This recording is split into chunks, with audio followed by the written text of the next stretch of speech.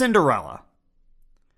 Wedding bells are ringing as Cinderella's father gets remarried, giving Cindy not only a new stepmom, but also 2 complimentary stepsisters thrown in for free. These stepsisters turn out to be complete, let's go with witches. Along with their mother, they pretty much turn Cinderella into their personal butler, just without the spiffy uniform. We also don't see any more of Dad in the story, which probably is not good news for him, since I doubt he was just off for a weekend with the boys in their annual fantasy football draft.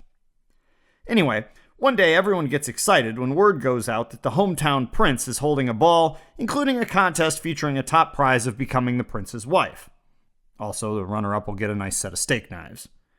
Since every eligible woman in the kingdom is invited, Cinderella foolishly figures that she'll actually get to go. Right.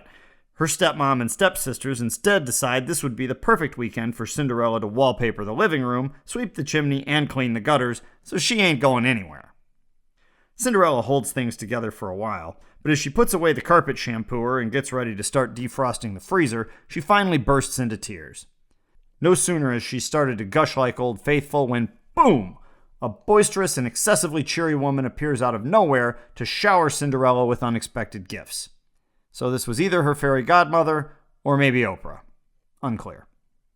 The next thing Cinderella knows, she's dressed for the red carpet and riding off to the ball in one of those giant Miracle-Gro pumpkins that is turned into a carriage. As Cinderella departs, the fairy godmother makes a comment about a curfew or getting her parking validated or something like that, but whatever. Things go quite well at the ball. The prince is enchanted by Cinderella's version of the hokey pokey and the chicken dance, and by the time the DJ spins the Macarena, Mr. Charming is practically drooling. But right when he's ready to invite her back to the VIP area with the velvet couches, the clock strikes 12 and she takes off running like someone just tweeted that Ryan Gosling was spotted in town. Her out-of-control carriage crashes sidelong into a bridge abutment, and the prince spends the rest of the night moping in the corner like a 5-year-old having a meltdown at his own birthday party.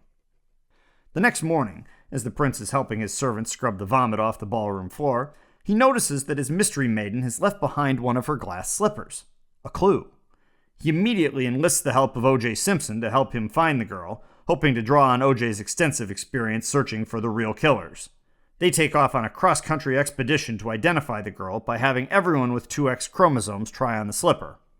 This begs the question, how small are Cinderella's feet that nobody else can fit in this slipper? Do the rest of the people in this kingdom wear clown shoes? I'm not sure. Regardless, you know the rest. Once Cinderella escapes from being locked in the broom closet by her stepsisters, her foot slides in perfectly. She also has the other slipper, but she could have just bought that on eBay, so that doesn't really prove anything.